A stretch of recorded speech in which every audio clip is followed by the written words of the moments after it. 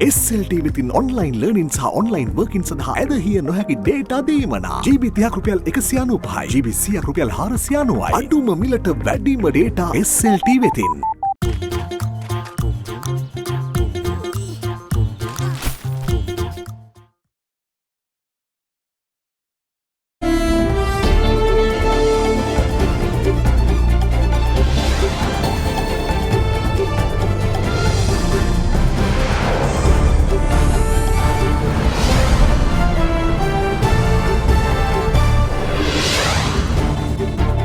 අද 2020 ජූලි 17 සිකුරාදා සිරස්තල කන්දකාඩු පුකුරේ 929කටම කොවිඩ් වැළඳීම් නොමැති බව තහවුරු වේ. ඔවුන්ගෙන් සමාජයට යාම හැකියාවක් නොමැන තත්ත්වයක් මේ අවස්ථාවේ තිබෙනවා.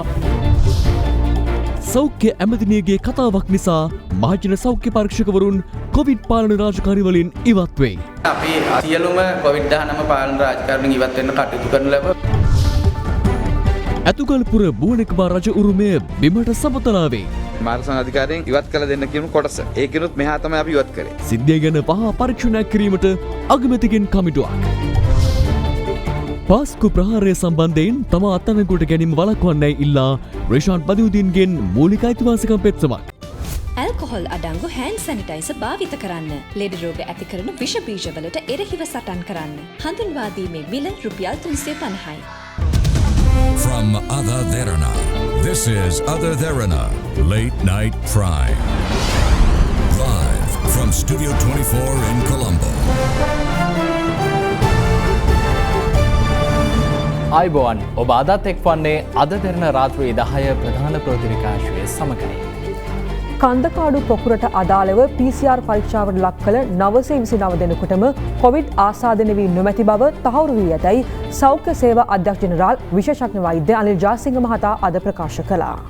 කන්දකාඩු පුනරුත්ථාපන මධ්‍යස්ථානයේ රැඳවියන් බැලීමට පැමිණි ඔවුන්ගේ පවුලේ ඥාතීන් ඇතුළු ළඟම ආශ්‍රිතයින්ද ඒ අතරට අයත්. අද 12 හැවිරිදි දරුවෙකු කොවිඩ් ආසාදිතයෙකු ලෙස රාජාංගනීය ප්‍රදේශයෙන් හඳුනාගත්තා.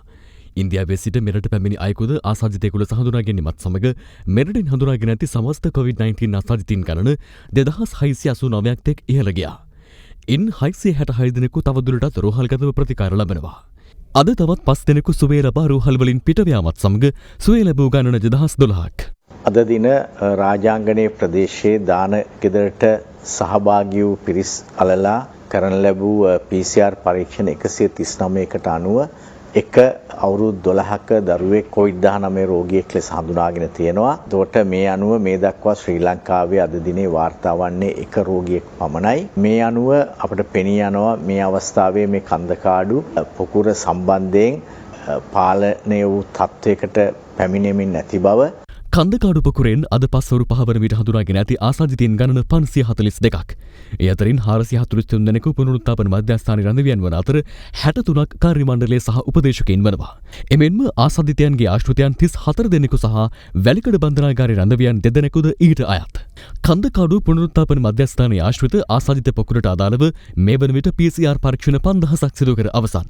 ඒ අතරින් පුනරුත්ථාපන මධ්‍යස්ථානයේ රැඳවියන් බැලීමට පැමිණි පවුලේ ඥාතීන් 114 දෙනා ඇතුළු ඔවුන්ගේ ආශ්‍රිතයන් 368 දෙනාගේම PCR පරීක්ෂණ වාර්තාවලින් ඔවුන් කොවිඩ් ආසාදිතයන් නොවන බවට තහවුරු වී තිබෙනවා. එමෙන්ම කන්දකාඩු පොකුරට අදාළව PCR පරීක්ෂණ සිදු කළ රන්ටැබේ 120 දෙනෙක්, පල්ලිකැලේ 100 දෙනෙක්, තන්තිරිමාලේ 120ක්, නිකවැව 78ක්, කොටගොඩ දේවස්ථානීය ආශ්‍රිත 74ක් සහ රාගම පෞද්ගලික රෝහල ආශ්‍රිතව 69 දෙනෙකු වශයෙන් 561 දෙනෙකුම කොවිඩ් ආසාදිතයන් නොවන බව තහවුරු වී ඇතැයි විශේෂඥ වෛද්‍ය අනිල් ජාසිංහ මහතා සඳහන් කළා. කොවිඩ් ආසාදිත බවට තහවුරු වූ පිළියන්දල ප්‍රදේශයේ හමුදා නිලධාරියාගේ මවට සහ මිත්තණියටද ඊයේ කොවිඩ් ආසාදිත බවට තහවුරු වීමත් සමග ඔවුන් පදිංචිව සිටි පිළියන්දල දැල්තර වෙළඳසැල් 4ක් ඇතුළු නිවාස 20ක පුද්ගලයන් 62 දෙනෙකු ස්වයං නිරෝධායනයට යොමු කර තිබෙනවා. මේ අතර රට තුළ පවතින කොවිඩ් වසංගත තත්ත්වය සැලකිල්ලට ගනිමින් නිවාඩු ලබා දුන් දිවයිනේ සියලු පාසල් එළඹෙන සඳුදා විවෘත කිරීමට ඇති හැකියාව සම්බන්ධයෙන් අධ්‍යාපන අමාත්‍යාංශය සෞඛ්‍ය බලධාරීන්ගෙන් විමසා ඇති අතර අද ඊට අවශ්‍ය නිර්දේශ ලබා දුන් බව සෞඛ්‍ය සේවා අධ්‍යක්ෂ ජෙනරාල් විශේෂඥ වෛද්‍ය අනිල් ජාසිංහ මහතා සඳහන් කළා. ඒ අනුව එළඹෙන සඳුදා නැවත පාසල් විවෘත කරන්නේද නැද්ද යන්න පිළිබඳ තීරණය හෙට ප්‍රකාශයට පත් කරන බව අධ්‍යාපන අමාත්‍යාංශය පවසනවා.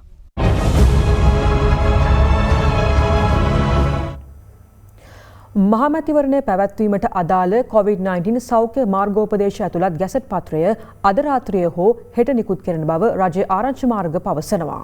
කෙසේ වෙතත් එම ගැසට් පත්‍රයෙන් මහජන සෞඛ්‍ය පරීක්ෂකවරුන්ට බලය ලබා නොදෙන බවට සෞඛ්‍ය අමාත්‍යවරී ඊයේ කර තිබූ ප්‍රකාශයට අප්‍රසාදය පළ කරමින් එම නිලධාරීන් අද කොවිඩ් පාලන රාජකාරිවලින් නිවත් වීමට තීරණය කළා.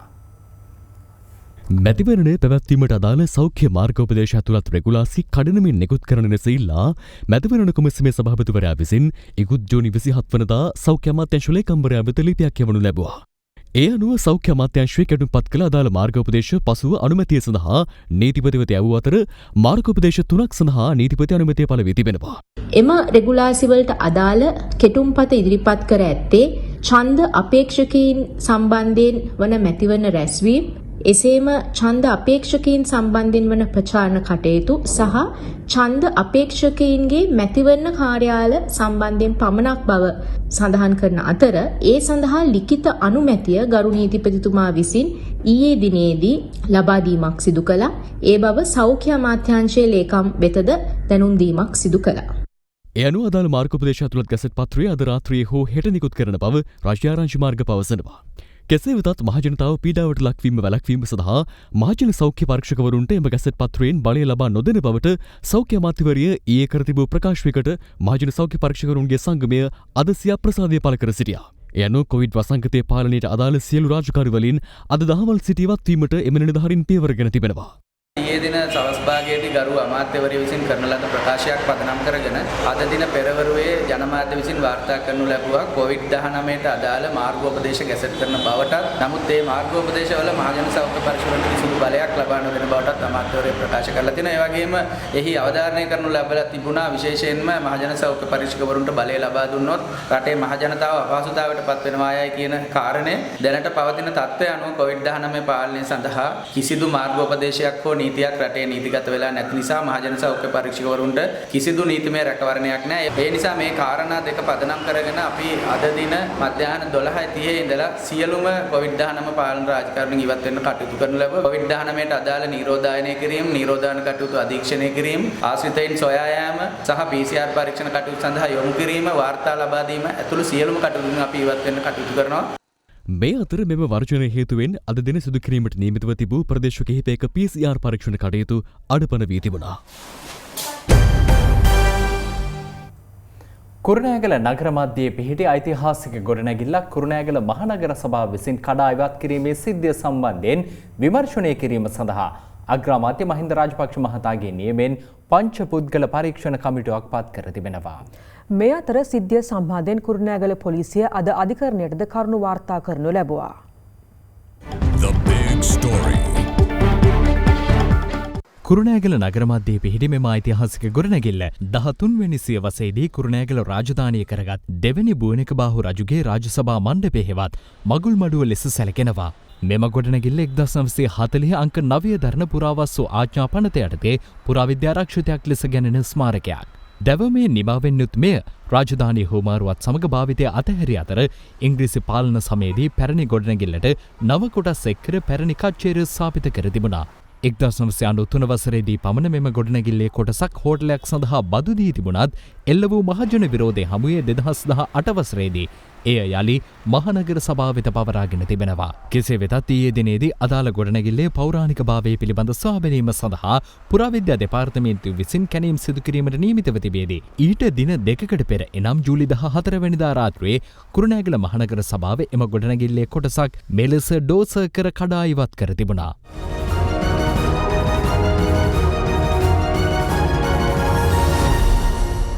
කෙසේ වෙතත් මාධ්‍ය හමුවක් ඇඳවමින් කුරුණෑගල නගරාධිපති තුෂාර සංජීව විතාරණ මහතා අද ප්‍රකාශ කළේ ගොඩනැගිල්ලේ පිටුපස කොටසෙන් දිවෙන මාර්ගයක් පුළුල් කිරීම සඳහා ගොඩනැගිල්ලේ කොටසක් කඩා දැමීමට මාර්ග සංවර්ධන අධිකාරිය තමාට අවසර ලබා දුන් බවයි. මේක රාජසභාව ඉවත් කිරීමක් නෙවෙයි. මේක අපි ඉවත් කරේ අනවසරව ඉදි කරලා තිබුණු බෝනක හෝටලේ කොටසක්. මේ හෝටලේ 93 එක්සත් ජාතික පක්ෂ රජේ ජයවික්‍රම පෙරමතුමාගේ ගෝලයකට තමයි මේ හෝටලේ දුන්නේ 30 අවුරුදු බදු. එතකොට චන්දසේන කියන තැනැත්තෙකුට. මේ චන්දසේනගේ පුතා තමයි බෝනක කියන්නේ. මෙතුමා තමයි මේ බෝනක බහරජතුමා වෙලා මාධ්‍යයට අද ඇවිල්ලා තියෙන්නේ. එතකොට පුරාවිද්‍යා ස්මාරක කියලා කැසට් කරලා තියෙනවනේ කොහොමද දෙන්නේ? බදු දෙන්නේ හෝටලයකට. ගණිකානි වාසයකට. ගත්ත හොයන්න ඕනේ. ගබ්සා මධ්‍යස්ථානය බාර් පොමිටියක් කොහොමද දෙන්නේ තියෙන්නේ පුරාවිද්‍යාත්මක ස්ථානයකට. එනවාද පුරාවිද්‍යාවෙන් කියලා මේක පුරාවිද්‍යා ස්ථානයක් කියලා. 2016 මේ තියෙන මාර්ගසං අධිකාරියෙන් ඉවත් කළ දෙන්න කියන කොටස. මේ තියෙන කානු ප්‍රධාන කානු. ඒකිනුත් මෙහා තමයි අපි ඉවත් කරේ. මේ සම්පූර්ණම කොටස ඉවත් කරා නම් එහෙම මේක ගොඩනැගිල්ලක් සම්පූර්ණයෙන්ම ඉවත් වෙනවා. පුරාවිද්‍යාත්මක ස්ථානයක් කියන කොටස අදත් තියෙන ඔයගොල්ලන්ට බලන්න පුළුවන්. මේ තියෙන ඒක ඉදිරිපස්සේ කොටස.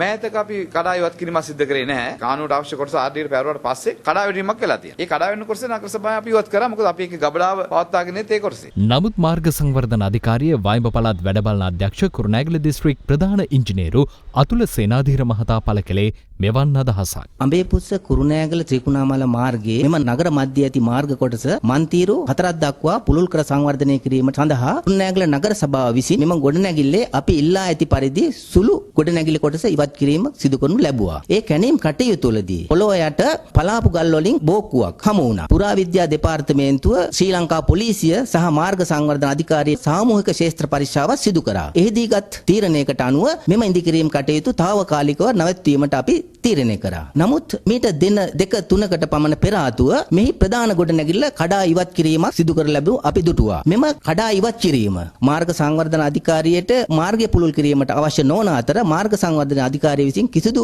ආයතනයකින් ඉල්ලීමක්ද සිදු කර නැත. කෙසේ වෙතත් අදාළ ගොඩනැගිල්ල කඩා ඉවත් කිරීම සම්බන්ධයෙන් පුරාවිද්‍යා දෙපාර්තමේන්තුව විසින් කුරුණෑගල පොලිසියට පැමිණිලි 2ක් ඉදිරිපත් කර තිබෙනවා. පොලිසිය පැවසුවේ එම පැමිණිලිවලට අනුව මේ වන විටත් විමර්ශන කටයුතු සිදු කරමින් සිටින අතර අධිකරණයටද කරුණු වාර්තා කර ඇති බවයි. එමෙන්ම ඓතිහාසික වටිනාකමකින් යුත් මෙම ගොඩනැගිල්ල කඩා බිඳ දැමීම සම්බන්ධව විමර්ශනය කිරීම සඳහා අග්‍රාමාත්‍යවරයාගේ නියමයෙන් පුරාවිද්‍යා අධ්‍යක්ෂ ජෙනරාල් මහාචාර්ය සෙනරත් දිසානායක මහතාගේ සභාපතිත්වයෙන් යුත් පංචපුද්ගල විද්වත් කමිටුවක් පත් කර තිබෙනවා. එහි වාර්තාව ජූලි 23 වෙනි දිනට පෙර ඉදිරිපත් කිරීමට නියමිතයි.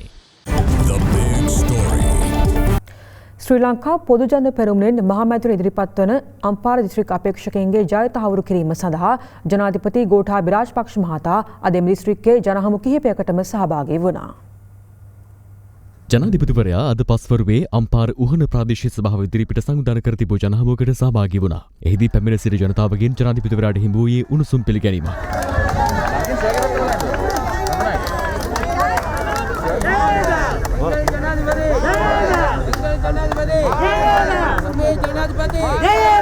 ඉන් අනතුරුව ජනාධිපතිවරයා පැමිණියේ අම්පාර හිඟුරන් හන්දිය අසල සංවිධානය කර තිබූ ජනහමුවටයි.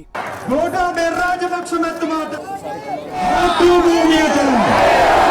ගෝඨාභය රාජපක්ෂ මැතිතුමාට එහිදී ජනාධිපතිවරයා පැමිණ සිටි ජනතාව සමග පිළිසඳරකද නිරත වුණා. අපි වගානා යාරගෙන වගා කරා ඒකට අපේ රක්ෂණ වන්දි ලැබුණා නායක වාගාන විදියක් නැහැ. රක්ෂණ වන්දි 2019 සේනා දගම්පාණේ වගාවල් සම්පූර්ණ විනාශ වුණා ජනාධිපතිතුමා. ඊටි මුදල් ගෙවලා කරපු රක්ෂණ වන්දි ගෙවනවායි කිව්වා මේ වෙනකන් ගෙවුවේ නැත් කොටසක් දැන් අපේ මේ ආණ්ඩුවෙන් ගෙවලා තියෙන කොටසක්.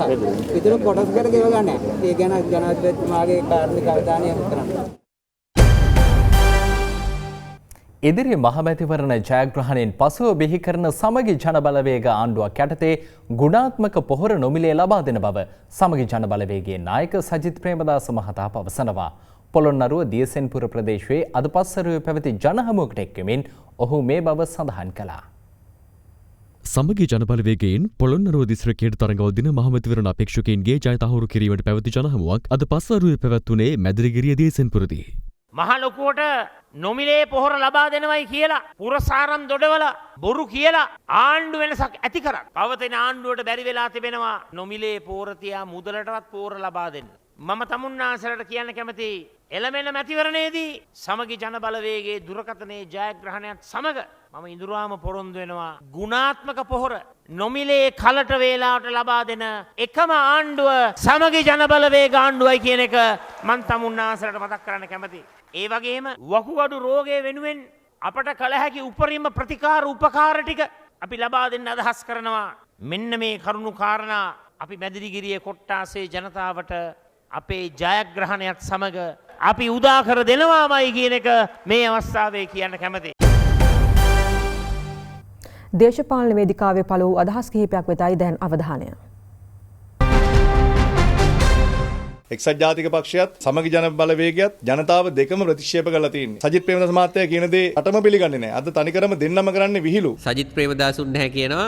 එයා ආවහම රුපියල් 20000 ගානේ දෙනවා. දෙන්න ක්‍රමයක් තියෙනවා නම් 20000 නෙමෙයි 50000 ගානේ හරි දෙන්න ඕන මේ අවස්ථාවේ. නමුත් එහෙම ක්‍රමයක් අපිට තියෙනවද කියන එක බලන්න එපා. අපි සජිත් මහත්තයා කියන්නේ 20000 ගානේ ලක්ෂ 20කට දුන්නොත් යන්නේ බිලියන 80යි. ඒවා මේ ලොකු දේවල් නෙමෙයි කරන්න පුළුවන් දේවල්. රේගු දෙපාර්තමේන්තුවත් දේශීය ආදායම් දෙපාර්තමේන්තුවත් රජයේ පවත්වාගෙන යන්න බදු වශයෙන් උපයන මුළු මුදලම මදි මේ රුපියල් 20000 ගානේ එක පවුලකට ලබා දෙන ව්‍යාපෘතිය ක්‍රියාත්මක කරන්න. සජිත් ප්‍රේමදාස මැතිතුමා ටොම් පචයක් මේ ඉදිරිපත් කරන්නේ. පහුගිය කාලේ ජනතාව කිව්වේ 225ටම බෝම්බ ගැව්වා නම් හොඳයි කියලා. ඒ වගේ පාර්ලිමේන්තුවටම ඒ ගැන තමන්ගේ අප්‍රසාදය පළ කරලා තියෙනවා. මිනිස්සු දාඩිය සුවඳ අඳුරන දේශපාලනඥයෝ පිරිසක් එළඹෙන පාර්ලිමේන්තුවට පත් කරන්න ඕන. වියත්තු කියලා රටට හඳුන්වා දුන්න කණ්ඩායම් මේ රටේ මහ ජාතියට වින කරන වෙලාවේ කොළුවන්සේ හිටපු කාලයක් තිබුණා. ඒ නිසා මෙවැනි අය සමස්ත සමාජයෙන් ප්‍රතික්ෂේප වෙච්ච කාලයක් අද උදා වෙලා තිබෙනවා. තාමත් අපේ රටේ ජනතාවගෙන් යන්නෙම දූෂිතෝ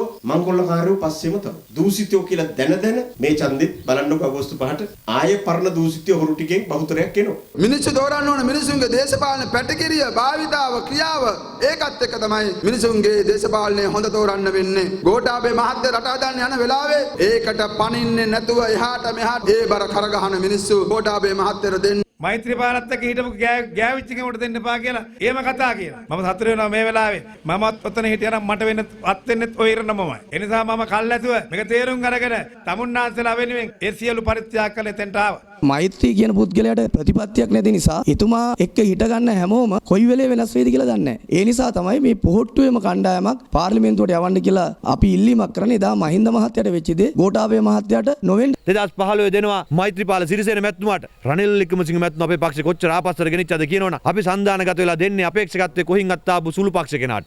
සජිත් ප්‍රේමදාස මැතිතුමාට අපේක්ෂකත්වයේ දුන්න තැන ඉඳලා එතුමා කකුලෙන් අදින්න පටන් ගත්තා. ජනාධිපතිවරණයේදී ලොකු පාඩමක් කියා දුන්නා. අපේ ආණ්ඩුව කැමති නෑ එක එක පක්ෂ සම්බන්ධ කරගෙන ජාතික ආණ්ඩුව වචන ගහගෙන යලිත් මේ ආණ්ඩුව තියෙන තැනට ගෙනියනට අපි කැමති නෑ. එහෙට මෙහෙට පණින්න නැති മന്ത്രിවරු පිරිසක් ඉන්න 3-2 බලයක් අපට ගොඩනගලා දෙන්න.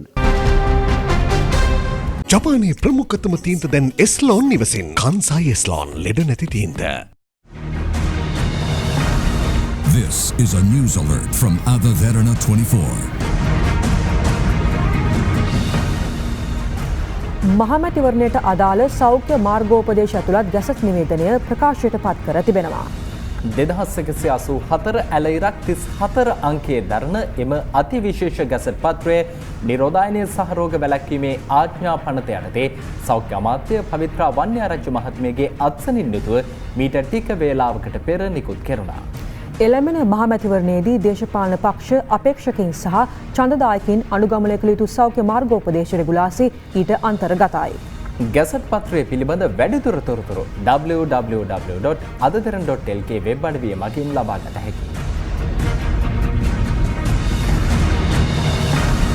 This is a news alert from Ada Derana 24.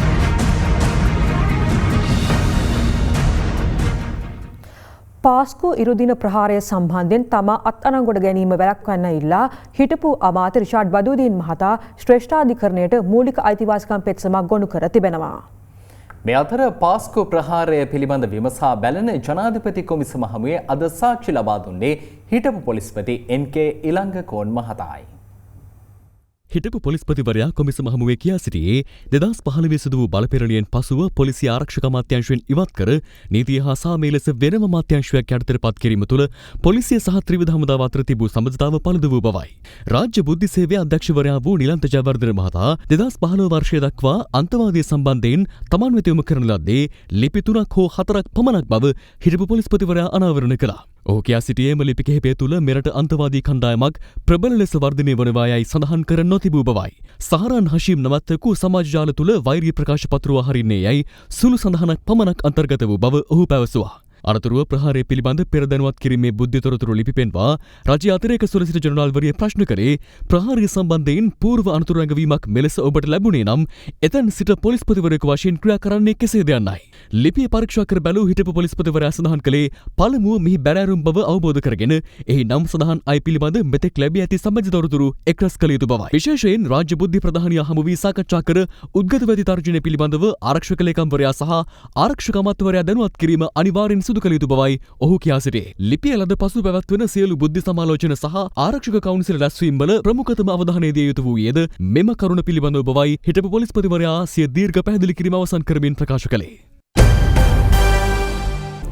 රටේ ආර්ථිකය ශක්තිමත් කරන්න වතුකම්කරු ප්‍රජාව ලබා දෙන්නේ විශාල දායකත්වයක්. ඒත් ඒ බොහෝ පිරිසකගේ ජීවිත කතාව කනගාටුදායකයි. මේ අවිස්සාවේල ප්‍රදේශයෙන් අපිට වාර්තා වුණු එවන් පුවතක්. අවිස්සාවේල්ල ප්‍රදේශයේ ප්‍රසිද්ධ වතුයායක මේ කම්කරු ජනතාව සේවය කරන්නේ බොහෝ කලක සිටයි. සිය මුතුන් මිත්තන්ගේ සිට වසර 100කට අසන්න කාලයක් මේ වතුයාය සමග බැඳී සිටින මොවුන් අද අසරණ තත්ත්වයට පත්ව සිටිනවා. ඒ සිය අබල නිවාස ප්‍රතිසංස්කරණය කර ගැනීමට වතු බලධාරීන් ඉඩ නොදීම හේතුවෙන්. ඔය ඇයි හදාගන්න නැත්තේ මේක? හදාගන්න දෙන්නේ නැහැ නේ. කවුද දෙන්නේ නැත්තේ? වත්තේ. මොකද කියන්නේ වත්තේ? ඒ බ්ලොක් එකේ හදාන්න එපා. ඒ නිකන් මේ ලෑලි ගාලා හරියනවාද සර්? ඒක තමයි දවස ගන්න වෙලා කන්න ඕනේ. වැස්සොත් ඉච්චරම තමයි. බඩගින්නේ තමයි නිදාගන්න ඕනේ. සිය ජීවිතයේ දිගු කාලයක් මේ වතුයායටම කැප කළ මොවුන් බලධාරීන්ගෙන් ඉල්ලා සිටින්නේ මෙම ගැටලුව පිළිබඳ සාධාරණය ඉටු කරන ලෙසයි. අවසර ඉල්ලුව පස්සේ මේක අදාගන්න කියලා අපිට වත්තේ අවසර දීලා පාස් දීලා බඩු ගෙනාලා දැන් අපි ඇදුවා. ඇදුවා පස්සේ වාරි 3 බඳින්න ඕනේ. පොලිසියට කියනවා අපිට කඩන්නම ඕන කියලා. පොලිසියත් කියනවා නෑ වත්ත මාත්‍යට තමයි මේක බලයක් තින්නේ. ඔයගොල්ලෝ කඩන්නම කියලා කිව්වා. දැන් මේකට උඩින් ඔයගොල්ලෝ ලෑලි ගන්න කියන්නේ. ලෑලි ගාලා අවුරුදු 5ක් ගියාම දිරාගෙන වැටෙනවා. ආයි මට වයසක් එන්නේ නෑනේ මට ආයි ලෑලි අරගෙන බඳින්න කියලා මං කියනකොට ඔයාට ඒක වැඩක් නෑ. එහෙම කියලා අපිට හරි පොලිසියත් හරි නීති මාර්ගයක් ආවේ නෑ. මේ අය තමුන්ට වෙන අසාධාරණය සම්බන්ධයෙන් නීතියේ පිහිටපතලා පොලිසියට ගියාමත් පොලිසියනුත් මේ අය දැඩි ලෙස පීඩාවට පත් කරනවා.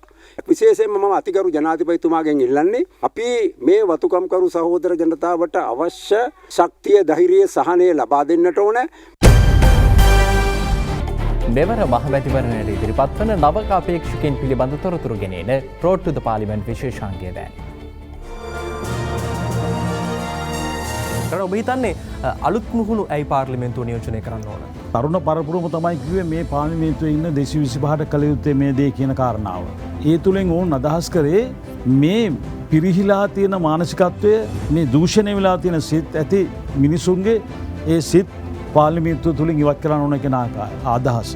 ඒ නිසා මේ මොහොතේ ගෝඨාභය රාජපක්ෂ ජනාධිපතිවරයාත් එක්ක මං හිතන්නේ දූෂිතින්ද එකට වාඩි වෙලා කටයුතු කරන්න පුළුවන් වෙයි කියලා. දැන් අපි දැක්කනේ පහුගිය දවස්වල පක්ෂ දෙක තුනෙම කට්ටිය කරපු දේවල්.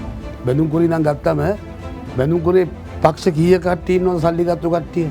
චෝදනා තියෙනවා නම් මම නම් කියන්නේ කිසි පක්ෂයක කිසි කෙනෙකුට ඡන්දෙ දෙන්න එපයි කියලා. දේශපාලනඥයෙක් මාස දෙකක් පදිනවා ජනතාවට. ජනතාව අවුරුදු 5ක් පදිනවා දේශපාලනඥයන්ට. මාරුවීම් පිල්බෙදීම් හැම දෙයක් එක්කම දිස්ත්‍රික්කයක් කලතුර කියලා ගෙන. ඒතර ඔබතුමාලගෙත් මේ පක්ෂ අර්බුදات එක්ක මෙවර මැතිවරණයට කොහොම බලපායිද මේ කරුණ? අද මේ දේශපාලඥ කියලා හිතාගෙන ඉන්න මහා ලොකු ප්‍රතිරූප වලට වැඩි ඉස්සරහින් ජනතාව ඉන්නේ. දැන් ජනතාව බලාගෙන ඉන්නේ මේ පිල් බැඳලා මේ පැන ඉන්න ගේම්බෝ ටික මොකද කියලා හරියට හොයාගන්න ඕන කියන කාරණාව විතරයි. අද පරණ මුණු ඔක්කොම මං හිතන්නේ ජනතාව එපා වෙලා තියෙන්නේ. හබ්බ හොරුටයක් දිස්ත්‍රික්කයක්ද මගේ දිස්ත්‍රික්කය. ඕන පක්ෂ. දකින්නවනේ පක්ෂ අර්බුදයක තියෙන එක්සත් ජාතික පක්ෂය සහ සමගි ජන බලවේගයේ පැහැදිලි අර්බුදයක. අපි රනිල් සිංහ චරිතය මේ පරණ වාහනේ අපි අයින් කරපු ගියර් බොක්ස් අවුට්ුයි. ඒ සමගින් පුවත් විකාශය නිමවට පත්වනවා. සුබ රාත්‍රියක්.